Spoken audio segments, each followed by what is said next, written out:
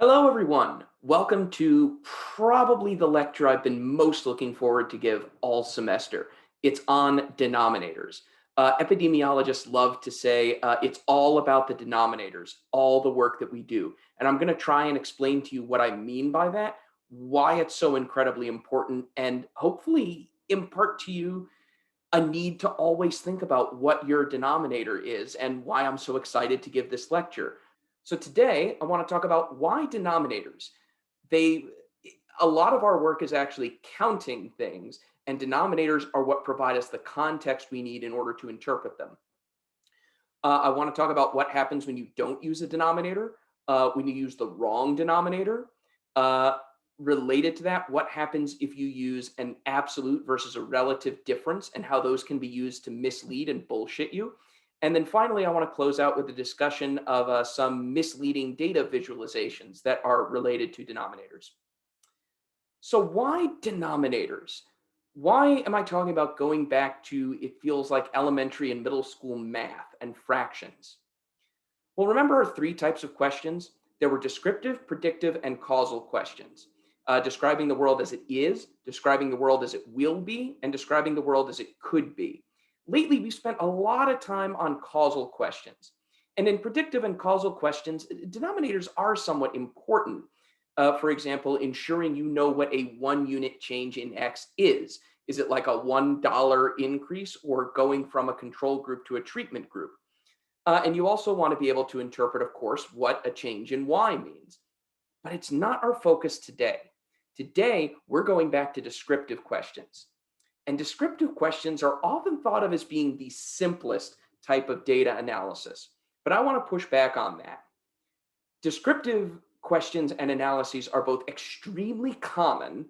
So they're a bulk of the analysis. I promise you that you in your careers will both do and see and consume, like in the news and social media and so on and so forth. Descriptive analyses are also much more nuanced and difficult than people think.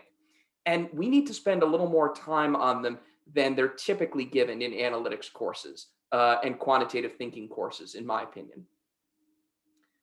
Descriptive questions, some you could think of them as just involving counting things. But in order to count things, let's break that down and think about it a little bit more. You need a numerator. You need a number of things like cases of disease uh, uh, or some other binary outcome, like you survived or you died or something like that. Then you also need a denominator, which is how many potential things gave rise to the things in the numerator. So whatever you counted in the numerator, those arose from some population. That population is your denominator, that population of things that could have been in the numerator. Sometimes people think of the numerator as the easy part, and I think it is easier to count the things, the number of instances of your outcome, let's say. But I do want to point out that sometimes even that's hard. It's still easier than the denominator in most cases, but sometimes even getting the numerator is difficult. For example, how do we count true COVID-19 cases when we don't have the testing capacity to identify all of them? This was a major problem in 2020. Another issue is we don't have a good national database on police use of force or certainly police killings. So, how do we even get the numerator there when we don't have a database that allows us to count the number of police killings? So, you don't want to just breeze past the numerator as if that's easy in and of itself. But the denominator is a whole other issue, boy, I tell you. How many potential things gave rise to the things? This is deceptively difficult to figure out the right one here.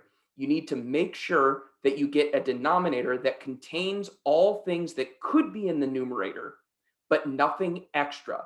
And we'll talk about a couple of examples of what I mean by that. The denominator is incredibly important because it provides context to the numerator. Is the numerator big or small? We don't know without the denominator. It's easy to mess up and get or use the wrong denominator in good faith. It is totally possible to just make a mistake. but it's also very easy to manipulate the denominator in bad faith to send a wrong or misleading message using statistics. This is one of the most common ways people lie to you, is by using a weird denominator. And every question you ask may require a different denominator. So every time you shift to a slightly different question, you want to stop and think, wait, am I still using the right denominator to answer this question or tell this story? And we'll talk more about that shortly. We're only focusing today on the denominators for a reason, because there's a lot to talk about. And the structure of this lecture is basically, I'm going to give you a whole bunch of examples of some ways that denominators either get screwed up or deliberately used to bullshit you, with the hope that by the end of this lecture, you'll be able to recognize them and apply them in your daily lives and be on the watch for them when they happen, because they happen all the time.